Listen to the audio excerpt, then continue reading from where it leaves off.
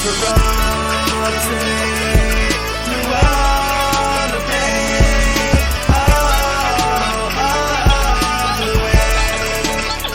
is going on, Sleeper Nation? We're back with another episode. Today we're going to be talking about the old guys. The guys that, supposedly just can't teach a new trick.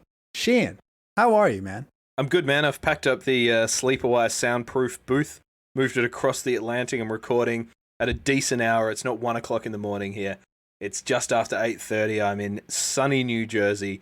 As far as I'm concerned, the jewel of the 50 states. Like, there's a reason the sun rises over it.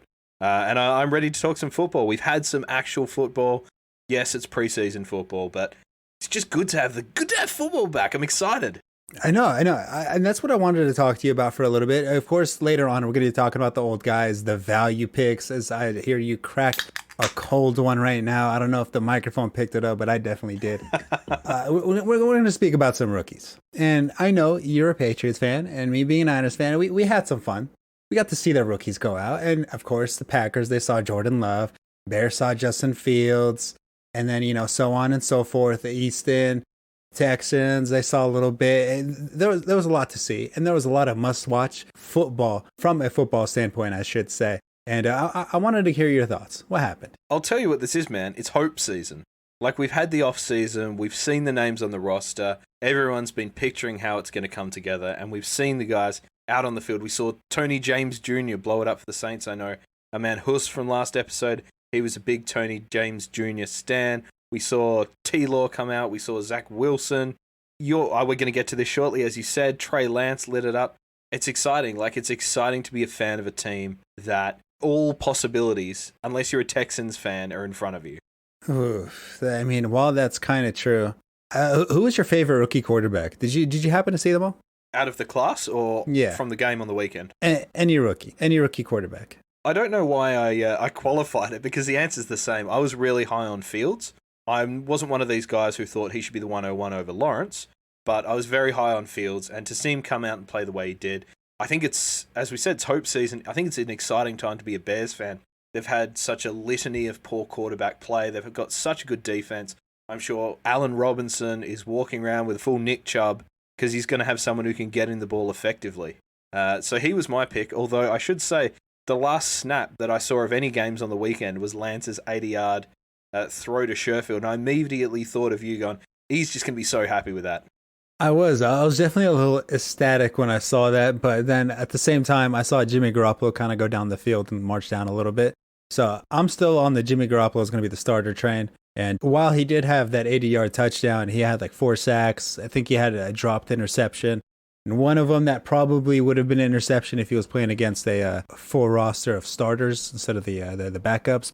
First game in, it was definitely exciting, though. I'll tell you that. Watching Mac was exciting. Yep. Watching Zach Wilson, to be honest, he was my favorite rookie quarterback. He looked like he was kind of dialed in, and he was nailing those throws that typically, rookie quarterbacks don't do. He was throwing some deep outs, some crossers.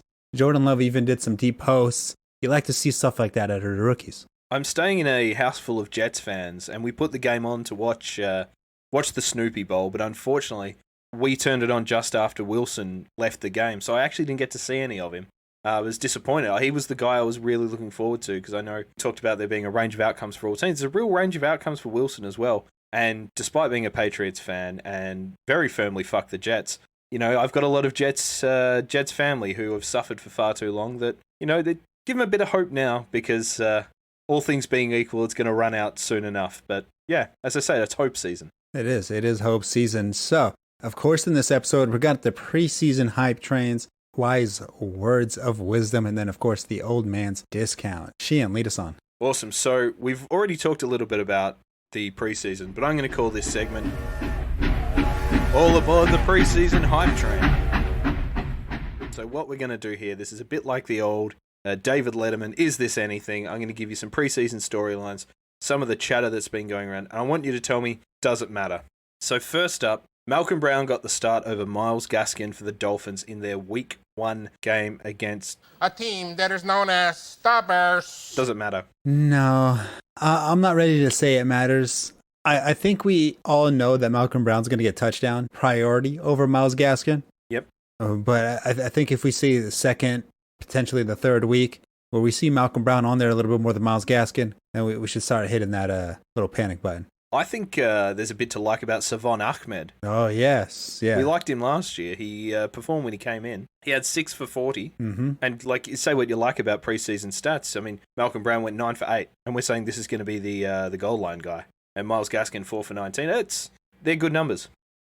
Salvin Ahmed definitely looked pretty solid. I mean, of course, he was one of the last RBs out there against the third string team. Maybe if he does better against the second string, or maybe gets a couple touches against the first string, we can start looking at him and considering him a massive threat to Myles Gaskin. Right now, I'm not too worried. What we did see last year with the Dolphins is they were prepared to ride the hot hand. And I think if someone does blow up in the preseason, this is a backfield to watch. So those of you who went in on Gaskin or didn't sell Gaskin potentially in Dynasty, I think this is a backfield battle to watch, because as far as any competition in the league is open, I think this is as open a backfield as there is. This reminds me a couple of years ago of Philip Lindsay on the Broncos, where nobody really wanted to give Philip Lindsay the benefit of the doubt that he might be the starter. And then he just kind of blows up in preseason. And then all of a sudden, week 1, he's out there with the first team. And then he becomes probably the biggest waiver wire priority out there since James Conner against Le'Veon Bell. Yep, we saw James Robinson pretty similar in the preseason last year. And, you can say the preseason yards against the third team. You still got to get the yards. You still got to work hard. You got to remember it might be a third string offense against a third string defense, but the guys on your side of the ball aren't helping you out as much. It's not like he was running with the ones against the threes. If it was easy, everyone would blow up the preseason, and they don't. So when someone does perform, I think it's important. I think it's important to take the chance on them. I mean, you're not cutting someone like, let's say, Nyheim Hines to keep Savon Ahmed on your roster in Dynasty. You may as well pick up the guys when they have a big game and then drop them if they don't. It's not costing you anything. Don't go all in and spend your FAB, but you may as well churn through these guys in the hope of picking one up. Mm-hmm, mm-hmm. And now if you haven't drafted in a redraft league and it is coming up, it's worth a flyer for somebody like Sullivan. It's not going to cost you much. It'll cost you almost nothing. Yep. And at that point, you can drop him with almost no regrets. And we're talking open backfields and Philip Lindsay. Let's look at the Texans. They had Scotty Phillips, 13 for 66 at 5.1 and a touch. Darius Jackson, 5 for 37, 7.4 a carry, and a touchdown as well. This is another open competition as far as I'm concerned. I know they've got a lot of names back there. That is true. But these aren't household names. They're not, but it's so difficult to judge, and we don't really expect the Texans to be winning a lot or any games to the point where they're running out the clock. True. It's so difficult to try to be invested in that offense, let alone that offensive line. I think that's fair enough. But if we're talking Flyers, you could do worse. Definitely right there. So we'll talk another rookie running back here. Ramondre Stevenson, the Rhino, was the first Patriots running back to register a 100-yard rushing game in a preseason fixture since LeGarrette Blount. Stevenson went 10 for 127 and 2 touchdowns on the ground. Did you see any of what the Rhino did? Oh, yeah, of course. So that highlight reel was everywhere, whether it was Instagram or Twitter. There was no way you could not see that little run of his, the little toss up to the sideline. But, I mean, again, it's a Patriots backfield. You never know what's going to happen. So it's hard to sit there and go, oh, yeah, he's going to be the guy. Harris is going to be the guy. Sony Michel is going to be the guy. We don't know. I think he's got as good a chance as any. I think he might end up being the number 2 behind Harris. And he got a lot of comparisons to LeGarrette Blount around draft season. I always thought it was a bit of a poor comparison because, like, Blount was a pure thumper. Like, he was just bigger than guys and would run over them and, like, had that beautiful high motor where he just kept going a bit like beast mode. Stevenson's got moves. Like, he's a big guy, but he's been trimming down since he got to the FBS. Stevenson's got those micro movements that Matt Waldman talks about, where it's not necessarily about being able to juke a guy and reappearing 3 meters to his left. It's just making yourself difficult enough to tackle, patient enough, like Lev Bell did in his prime, that gets you the yards, because you're not jumping around trying to make big plays. You just got to get past those one guys, and he's clearly a hard man to tackle. Mm-hmm. It's definitely going to be something to monitor. We have, of course, 2 more preseason games to worry about. I'm going to adopt a watch and wait approach. Totally agree. I'm not sure I'm putting a late round pick on him in redraft, but he's a guy that I think if you picked him up in Dynasty draft season, you're pretty happy with. He might even be a guy to sell at this point in case someone's desperate. Oof, that's a tough one. I couldn't imagine somebody but taking that bait just yet. I don't think so either, but the world's full of idiots. Facts. So we've talked about him already. Trey Lance's first completion was an 80-yard touchdown against the Chiefs. Is it too soon to put him on San Francisco QB Mount Rushmore? You got Joe Montana on there. You got Steve Young. You might even be able to find a way to put Alex Smith on there. There's a fourth head ready to be taken. I thought he looked good. As he said, he had a couple of dropped interceptions. What was more interesting to me was Trent Sherfield with the runaway play. He's been more of a red zone guy. It's nice to see him show someone a clean pair of heels. I mean, of course, there was the Chiefs second against the Niners second. I don't want to read too much into it. Trey Lance also had 3 throws that were dropped, which could have been big plays. His stat line doesn't look phenomenal other than his 80-yard touchdown, but there was definitely a lot to be excited about. Absolutely, and it was a ballsy throw as well. He had Brandon Ayuk absolutely wide open over the middle, but for some reason he decided not to take it and just completely go for that deep shot. Actually, speaking of ballsy throws, this is a guy that really impressed me in the bit I saw of him. Felipe Franks from the Atlanta Falcons. He was a UDFA guy. He's a dual threat quarterback, and his numbers didn't end up too good as a passer, but I thought he showed a lot in the running game. He had a big, long breakaway run for about 50 yards, but he threw a couple of balls that were dropped by his own receivers. He had a cannon behind him, and he was absolutely laying him out over the middle. I think he's a guy to watch. I don't think he's going to displace Matt Ryan, but what I saw would have excited me as a Falcons fan, that if something was to happen to Ryan, we might see a guy come in who can show a bit more than like an AJ McCarron.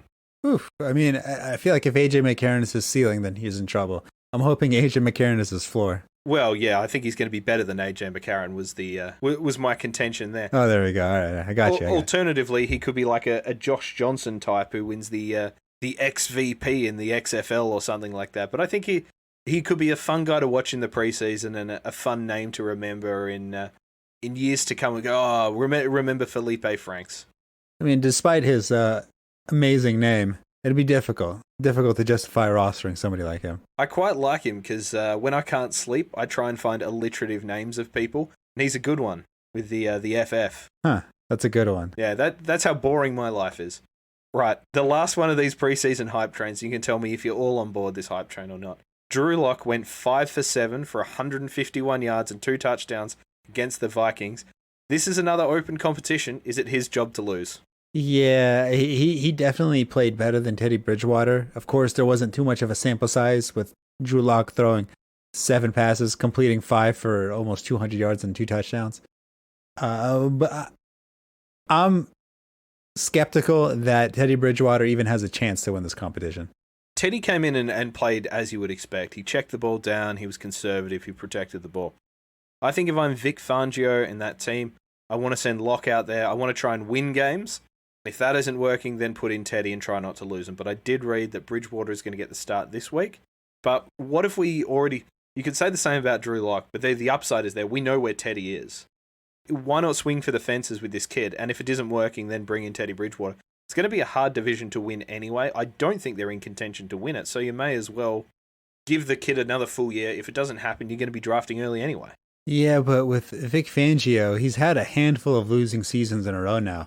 At some point, he's going to have to feel the hot seat and try to make an effort to win some games. I don't know how he's going to do that, though. True, totally agree. Totally agree with that. It's going to be one of these situations where you do have a guy coaching for his job, and that's never good for the team. No. That's when irrational decisions get made, and then it just ends up becoming a dumpster fire, which I kind of enjoy watching. Yeah, absolutely. I mean, sucked in Denver, as far as I'm concerned. Now, one question without notice for you here before we get on to your wise words of wisdom. Were there any receivers that caught your eye? A lot of people are going to be talking about, his name eludes me, on the Panthers, Terrence Marshall, there we go. Yep. But that play was all on PJ Walker, how he was able to escape the pocket, climb up, and then cut to the side and then find the open receiver. Realistically, Marshall, he was just kind of on the sideline hanging out there, and he just happened to get the ball thrown right at him. There wasn't too much I was excited about, from the receiver-wise. It's always hard with the receivers I find in preseason because the ball just gets thrown around so much. You don't get guys soaking up targets. One that did catch my eye was Demetric Felton from the Browns.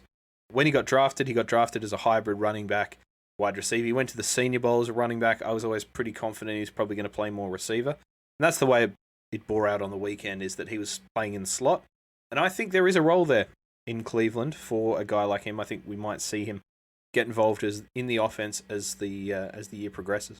Mm-hmm. Definitely somebody to look forward to, but he's got a lot of names in front of him. Oh, for sure. I mean, you've got Odell there, you've got Landry there, you've got Donovan Peoples-Jones, who I thought showed a bit last year, and he's certainly an athletic specimen.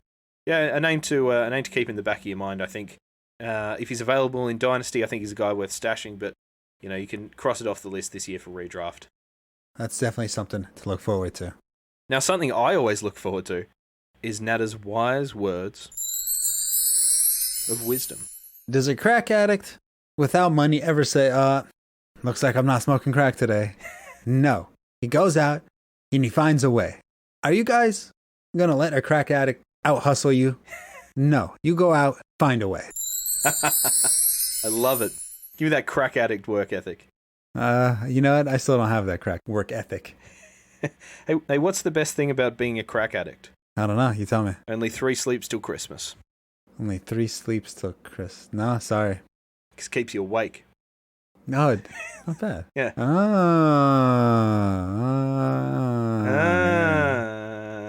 Yeah, nah, love it. Okay. No, it's a good one. Excellent words of wisdom followed up by a fairly ordinary joke. It was a dad joke. It was a good one. I don't have any kids. Me neither.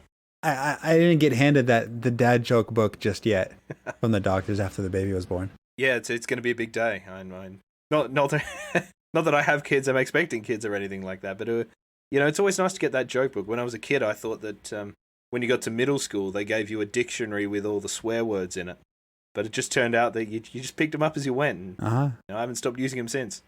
Well, typically the guy that's in like 8th grade is your dictionary for swear words. He just kind of calls you into the corner and just start teaching you the words. Yeah, absolutely. And we're going a little bit off piste here, but I came up with my own when I was around that age, which was dick ass, which never really took off as much as, some of the other ones that go around and become part of the common vernacular. But, you're trying, you're experimenting, a bit like the preseason. It was the preseason of learning how to swear, was throwing words together and see what came out.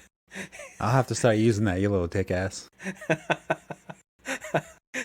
Surely this doesn't make the edit. I hope it does. Yeah, maybe I should start drinking more through these podcasts. Might get more interesting.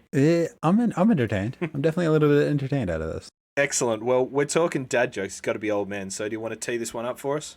Alrighty. So an old man's discount. So trying to get the seniors discount. Let's try to like plot a little guideline on how we're kind of going through our thoughts on how we're talking about an old man's discount. Somebody that's getting up there in age or assumed to be up there in age, people are expecting him to decline in production. And because of that, his ADP has significantly dropped. For example, I know Sheehan, he kind of wanted to highlight this one. Brandon Cooks, he's considered an old man's discount, considering it seems like he's been in the league forever. And, bad situation with the Texans, but he's always had a 1,000-yard season. And when you actually look it up, he's only 27 years old. He's actually a lot younger than people think. And because of that, you could take advantage of the quote-unquote old man's discount. Yeah, he's the perfect candidate, I think, for the old man discount. As we said, it's not just potentially being old, and we're going to talk about some guys who are ostensibly old. At 27, Cooks has just been around for a while, and he's played on some pretty good teams. What he is really is just a seasoned professional. He's now found himself in a less than advantageous situation for him. And, well, in fact, let me ask you, do you think there's a chance that he's not a Texan by the season's end? Yeah, a team that's kind of pushing for a Super Bowl run, and obviously the Texans not assuming to make a Super Bowl run, so a team could easily quick poach him off of a team for a little bit of a draft pick. It would work both ways. I totally agree. And at the moment, he's currently the wide receiver 38. He's going 91st overall in PPR redraft. Now, the Texans we've already talked about are going to be throwing a lot this year. I'm not sure who else is going to be getting targets in this offense aside from maybe another guy we might come across, David Johnson. Surely Cook sees at least 120 targets, which for me is good enough for at least 1,000 yards, even if he's not finding the end zone all that much. Yes, he might be getting 120 targets, but my worry is the quality of targets. Are they actually going to be accurate throws? Is he going to do anything with them? Who's the quarterback? How exciting is it to own somebody on the Texans? There's a little bit of factors to it, but yeah, Brandon Cooks in the late 8th to early 9th round, I'll take that all day. Look at the guys he's played with. He's played with an aging Breeze, an aging Brady, and Jared Goff. And now all of those guys, well, two of those guys are very good quarterbacks. In fact, two of the best quarterbacks ever to play the game. When Cooks was playing with, these aren't guys pushing the ball down the field. Goff was very much playing within himself when Cooks was a Ram. And now he's got Tyrod Taylor, who is notoriously conservative with the ball, or potentially Davis Mills, who looks to be similar, I guess. So we've seen him be productive with short targets and make the most of volume, make plays after the catch. So we don't. It's not even as though we're hoping he has like a guy with a cannon who's going to air it out for him to run under. Mm-hmm. And now, if we're talking about receptions and he gets 100 with 1,000 yards, that's elite wide receiver 2 to even borderline wide receiver 1 status right there. All he needs is a handful of touchdowns to secure that stat line. Yeah, absolutely. And currently he's a wide receiver 3-4. Yeah, I snag that up day, put him in my flex spot, and call it a good night. You know what I would call that? What'd you call it? An old man discount. Trying to get the seniors discount. You would be correct. You got one for me? I do. And he's another perceived old man going around the same time. Jarvis Landry. Oh, you stole mine. Well, in that case, do you want to tee us up on Jarvis then? No. This is your pick. You stole it, you take it. Jarvis Landry, another guy who feels like he's been around forever. He's not the sexiest player. Like, you have Jarvis Landry on your team and you're like, it's Jarvis Landry. He's 28. He's going to be 29 by the time the season ends. So if that's old, then gee whiz, my life's almost over. But we've seen what he can do with volume. He's already had a 1,000-yard season with Cleveland. He's had nearly 1,000 yards the previous season. Even last year, he missed a game and ended up with 72 catches, 840 yards, and 3 touchdowns. That is basically his worst season in the NFL. I think the only way is up for him. As this offense gets better, yes, it's a run-first offense. But with Odell out there, distracting the defense, it's good work for Jarvis Landry to move the chains. And in a PPR league or a point per first down league, this guy is going to be absolutely money. He's going to get 100 targets. You get 100 targets, there's going to be opportunity for catches. There's going to be opportunity for yards. Going to be opportunity for touchdowns. As far as I'm concerned, load up with him at wide receiver 40. You might not feel good about having him in your flex or as a starter, but in those bye weeks, he's going to be worth his weight in gold. Now, I also wanted to, since we're talking about Jarvis Landry, we might as well talk about his sidekick on the opposite side, Odell Beckham, who's also 28 years old, same age, and he's going to be 29 at the end of the season. Basically an identical twin of Jarvis Landry. I mean, I don't want to call him an old man's discount because, I mean, there's a lot of hype between the name of Odell Beckham, but I mean, significantly his ADP has dropped to probably identical to Jarvis Landry. Would you agree? Let's have a look. Odell is currently going 66th, which in my maths is the middle of the 5th round. Landry is going 95th, which... Ooh, there's a significant difference. This is going to really test my math. I think is somewhere in the 8th round. Late 8th, potentially, depending on how many players are in that league, assuming it's a 12-team league. I think Odell suffers from the what have you done for me lately discount. And we've seen him be injured. We've seen him... I think a lot of people have been burnt by him now at the point where they're just going, I'm not wanting this guy on my team. He had the reputation to be a diva, getting injured all the time. He likes people to shit on him. Fair enough. And I think that put people off. But have a look. I'm not one to scout on highlights, but go back and look at... I can't remember if he got it in for a touchdown against the Cowboys, but he had this long end-around play where he was just making these guys miss. Yeah. And we've seen him with an ailing Eli Manning pick up 77 catches for 1,000 yards. His first year in Cleveland, 74 catches for 1,000 yards. Last year, it was the 3rd highest yards per reception of his career, which, as far as I'm concerned, that's pretty good going. His catch rate was low, but as Baker gets better, as he gets more involved in the offense, I think it's good news for Beckham. And he's a guy as well. We talked about Brandon Cooks. This guy can score from anywhere. Yeah, you're going to have to deal with potentially injury. But for me, he's going late enough that you can take the chance and have him on your bench.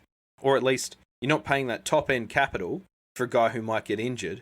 But the ceiling, as far as I'm concerned, is still a top 10 receiver in what should be a pretty good offense. You would think so. But, I mean, we don't know how he's going to come back with his ACL injury. Is he even healthy? Is he good? Is he playing? Is he even off the PUP list? I have to look that up. I have answers to none of those questions for you. You go over your guy. I will look that up real fast. I will. What I was going to say about Odell, though, is even if he's lost some of his explosiveness out of his ACL, his weapon, as much as making people miss, is his hands. And if he becomes a possession guy without those shake and bake moves, it's probably not great for Landry. There's two guys filling that same role. But to me, he's a guy who can win on the inside and become like a long-term slot receiver because he's going to be a reliable guy who is still going to command respect from defensive coordinators. Let me find a guy to talk about here. What about Melvin Gordon? Mm-hmm. I don't know if he's got an old man discount so much as an unsexy discount or potentially shared backfield discount. I know he's struggling with a groin injury at the moment, but he's been hyper productive wherever he's been. Aside from, I think it was his rookie season, he didn't get a touchdown. Ooh. Yeah. That's a good question. I am not 100% sure. But since I'm answering questions, Odell Beckham passed his physical and is not on the PUP list as of right now. That's good news. There we go. That's good news indeed. He would probably prefer to be on the poo list. Wow. So it's a fun toilet joke for all of you out there. There we go. I like it. There you go. Nice job. Hey, you know what? I'll have to give you an air fire for that one later. That's usually your wheelhouse, so I'm glad that I commanded your respect there. So Melvin Gordon, we talked about Vic Fangio wanting to keep his job. I feel like Melvin Gordon's the sort of guy who's going to be able to keep him. Protects the ball. In the red zone, give him the ball, he's going to punch it in. He's only passed 1,000 yards once in his season. That surprised me. He's passed it a few times in yards from scrimmage, but in terms of pure rushing yards.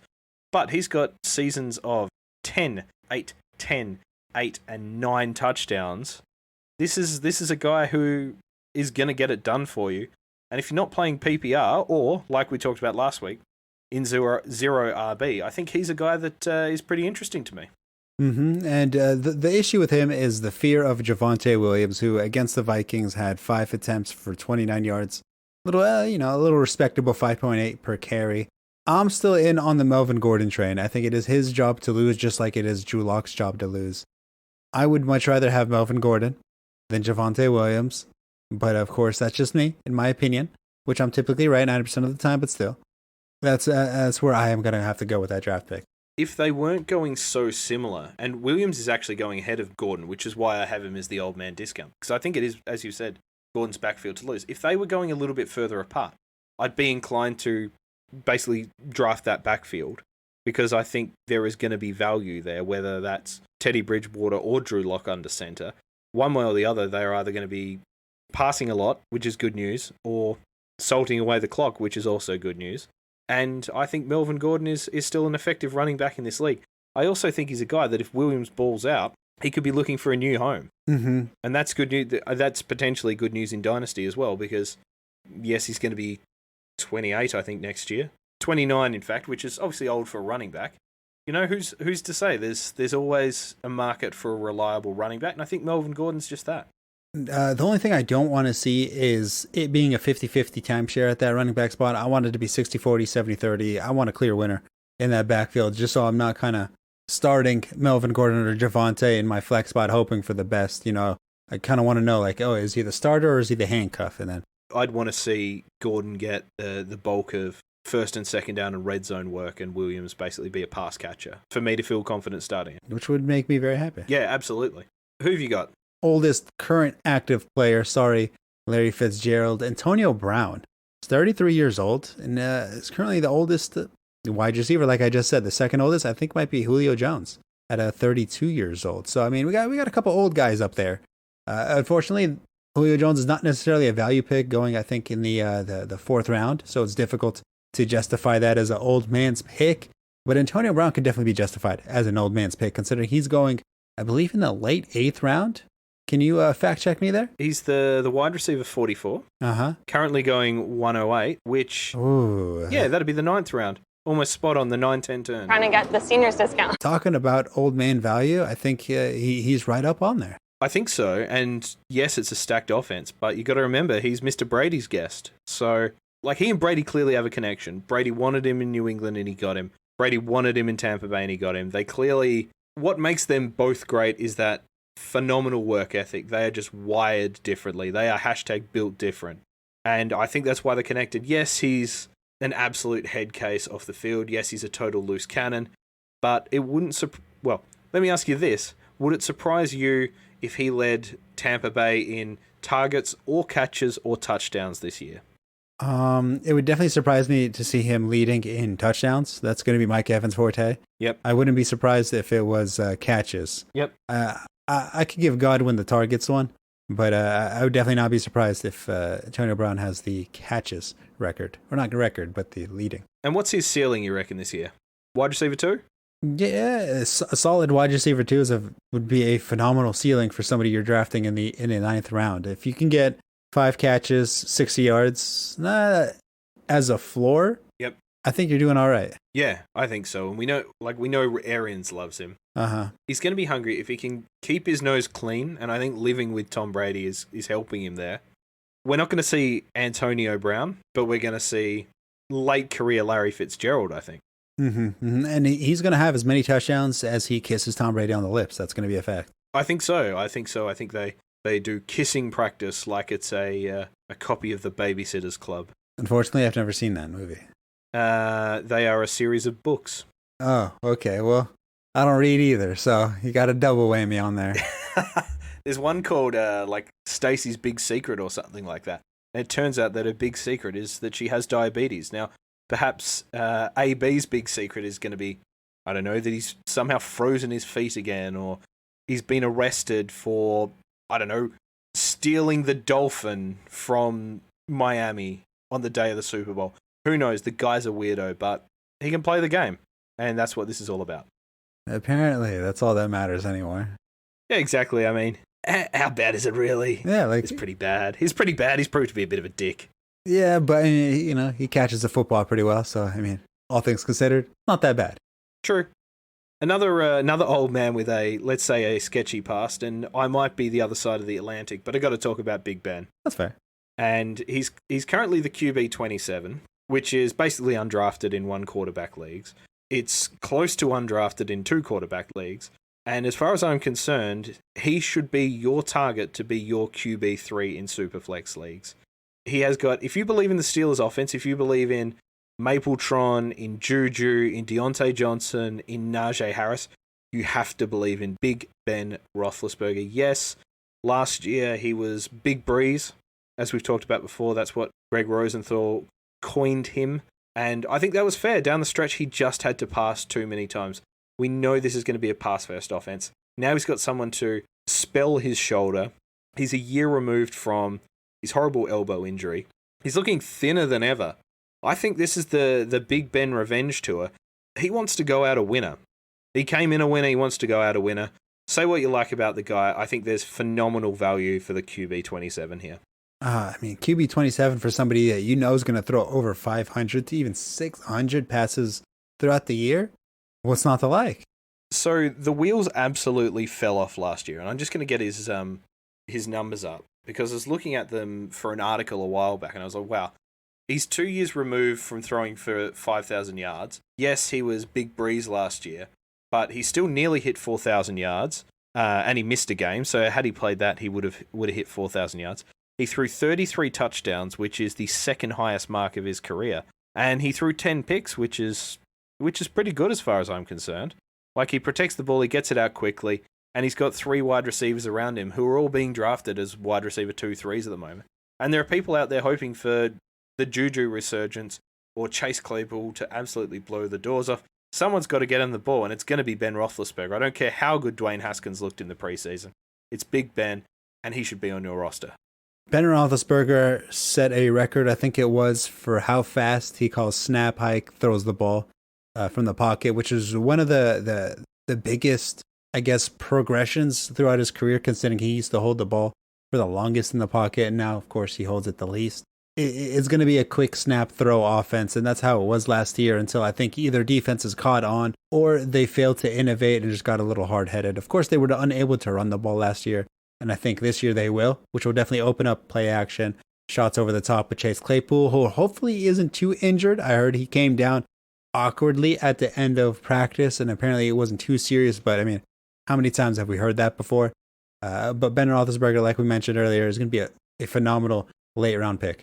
Well, let's say if that was Keenan Allen, I'd be concerned about Justin Herbert. But this is a guy with, as we've talked about, potentially 3 wide receiver twos. So obviously Chase Claypool is their big weapon in that offense, their big player, their splash guy. He's still going to have Deontay Johnson, still going to have Juju, like Odell, like Jarvis Landry. They make their hay in the slot. They make their hay close to the line of scrimmage, within that 10 yards, and then make the play once they have the ball in their hands. That's going to be good news for Ben Roethlisberger.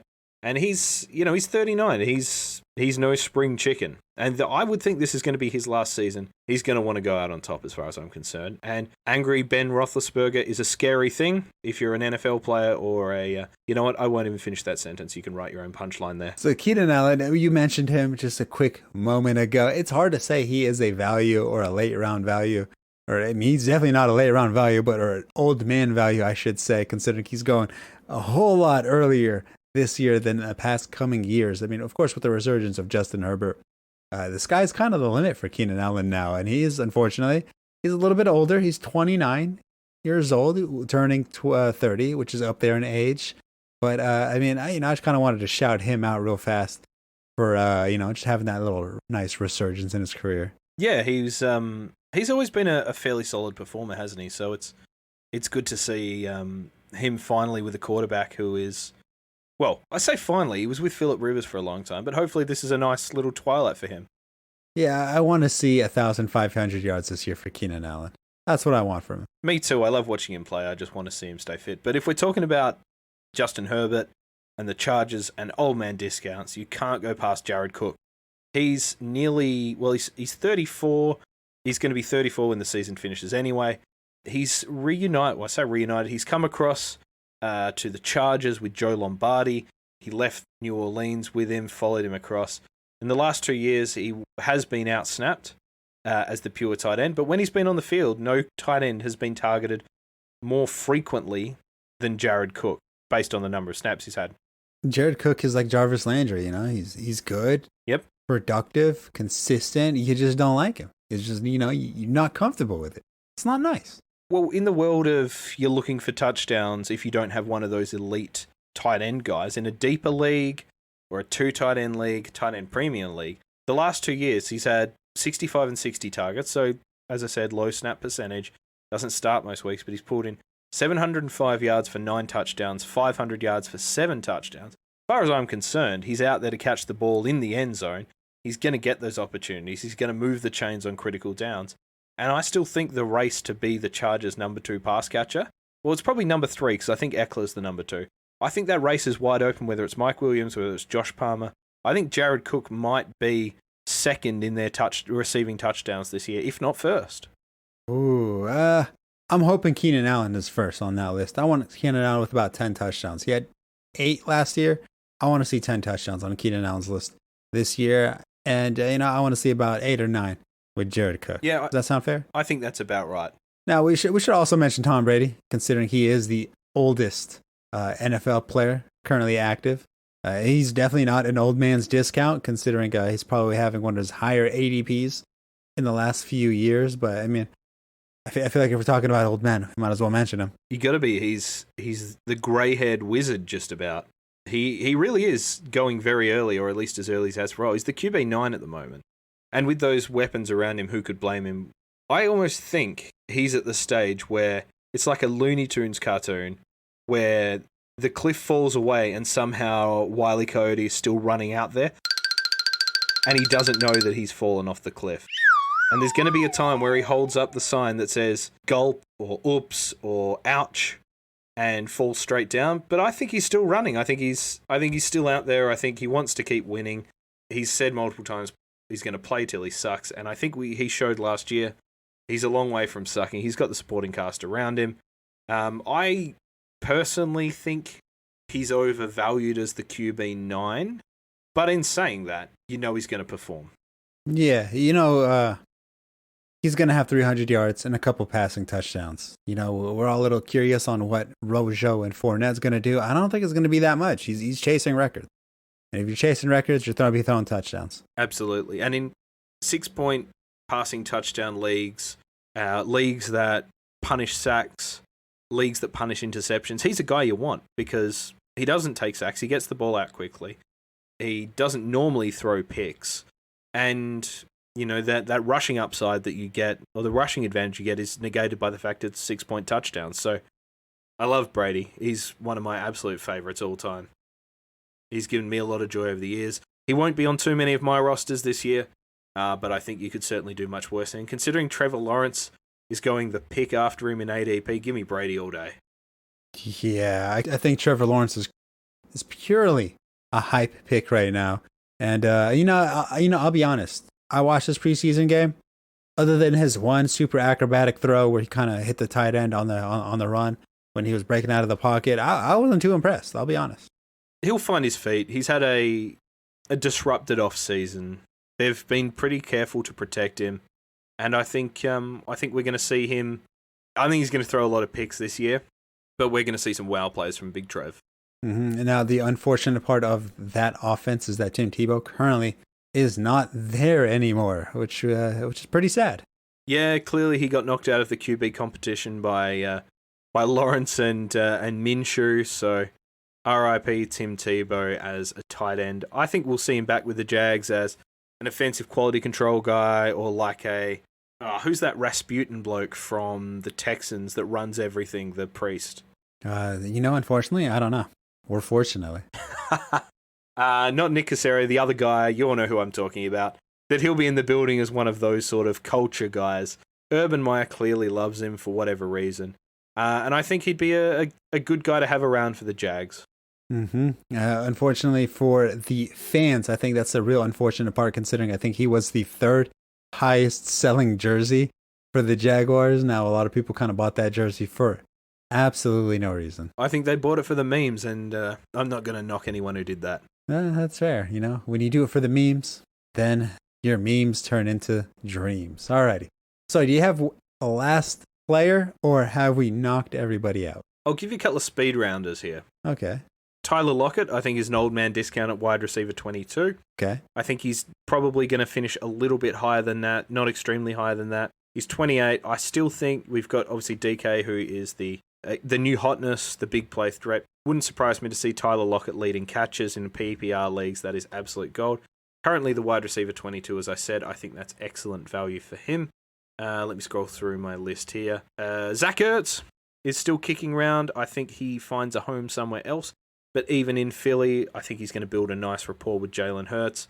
And there could be a nice Hurts to Ertz combination. I'm sure that Merrill Reese and the other commentators in Philly will be super happy with that. I think he's got something to show. It's clear Belichick still wants him if you saw his interactions on Twitter this week. I think he ends up in Buffalo, as we've said, but if not, he's still around.